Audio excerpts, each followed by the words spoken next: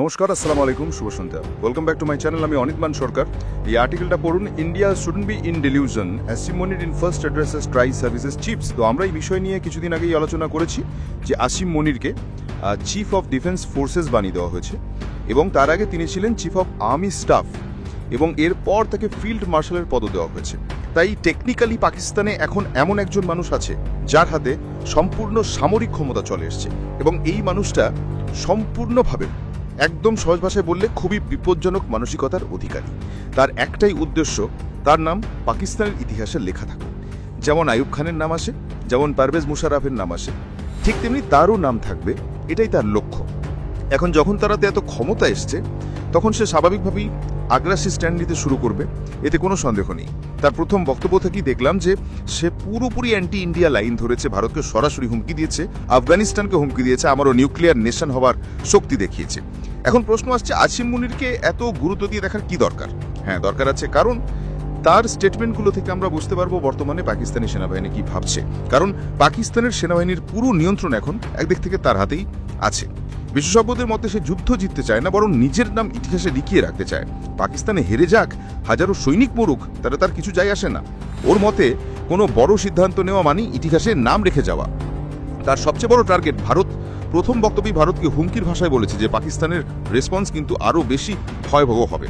এছাড়াও যে বলেছে যে এখন তাদের উপর কোনো রাজনৈতিক চাপ নেই। আগে নামাজ, শাহবাজ বা ইমরান খান কিছু বলতো, সীমাবদ্ধতা ছিল, এখন নেই। তার বক্তব্যের সময় পাকিস্তানের এয়ার চিফ আর নেভাল চিফ দুজনই তার পাশে বসেছিলেন, মানে পুরো মিলিটারি তার অধীনে চলে গেছে।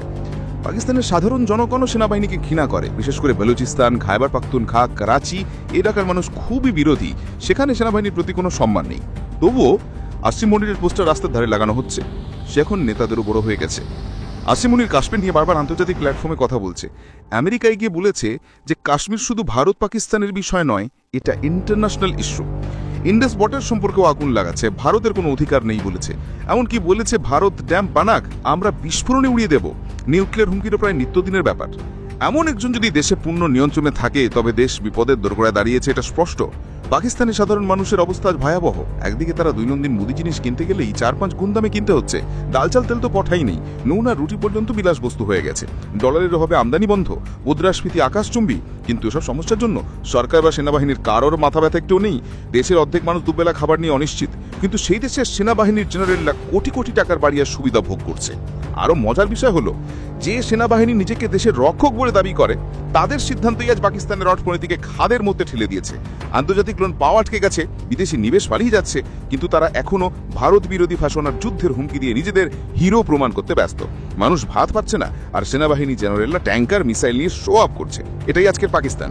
সেনাবাহিনীর ক্ষমতার মেশা যত বাড়ছে, পাকিস্তানের মানুষের জীবন তত তাই দুর্বিষহ হয়ে উঠছে। কিন্তু দুঃখের ব্যাপার, ভুগতে হবে শুধু মানুষকেই। সেনাবাহিনী তো তাদের সুবিধা আগেই নিশ্চিত করে রেখেছে। পাকিস্তানের সামনে ইতিহাসে সবচেয়ে ভয়ঙ্কর সময় চলে এসেছে। আসিম মনির নিজের জন্য স্টার ইমেজ বানাতে চাইছে, কিন্তু তার মূল্য দেবে পাকিস্তানের মানুষ। সব মিলিয়ে একটাই কথা পরিষ্কার, আজকের পাকিস্তান আসলে দেশ নয়, কয়েকজন জেনারেলের ব্যক্তিগত আকাঙ্ক্ষার খেলের মাঠে পরিণত হয়েছে। জনগণ না খেয়ে থাকে, দাম আকাশে ওঠে, স্কুল হাসপাতাল বন্ধ হয়ে যায়, কিন্তু সেনাবাহিনী শুধু যুদ্ধ, প্রোপাগান্ডা আর ক্ষমতার রাজনীতি নিয়ে মেতে থাকে। যে দেশ নিজের মানুষের পেট ভরাতে পারে না, সে দেশ যুদ্ধ করে কিছুই জিততে পারে না। এটা ইতিহাস বহুবার প্রমাণ করেছে। ভবিষ্যৎ কি হবে তা কেউ জানে না। তবে একটা বিষয় নিশ্চিত, যদি পাকিস্তান একই পথে চলতে থাকে তাহলে সবচেয়ে বড় ক্ষতি হবে পাকিস্তানের সাধারণ মানুষের, আর সেই ক্ষতির দায়ে কখনোই স্বীকার করবে না সেখানে ক্ষমতায় বসে থাকা মিলিটারি শ্রেণী। আপনার কি মতামত কমেন্ট জানাতে ভুলবেন না। ধন্যবাদ।